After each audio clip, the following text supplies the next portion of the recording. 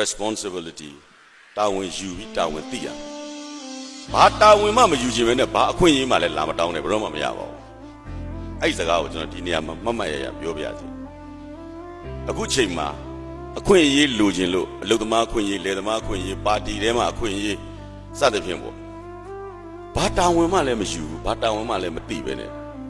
ဘာလို့အခွင့်အရေးတွေလိုချင်ကြတာဒီအခွင့်အရေးနဲ့ထိုက်တန်တဲ့လျော်ညီတဲ့တာဝန်တစ်ခုကိုကိုသိပြီးကိုယူဖို့လိုပါမိသားစုထဲမှာအဖေလုပ်တဲ့လူပဲဖြစ်ဖြစ်အမေလုပ်တဲ့လူပဲဖြစ်ဖြစ်မိဘတာဝန်မကျေပြွန်ရင်သားသမီးကသူ့ကိုအဖေအမေလို့မခေါ်ပဲနေလို့ရပါသားသမီးကလည်းသားသမီးတာဝန်မကျေပြွန်ရင်ဘယ်မိဘကမှလည်းဘာအခွင့်အရေးမှပေးတယ်မလို့ပါဘူးအဲ့တော့အဲ့ဒီအခွင့်အရေးဆိုတဲ့ rights နဲ့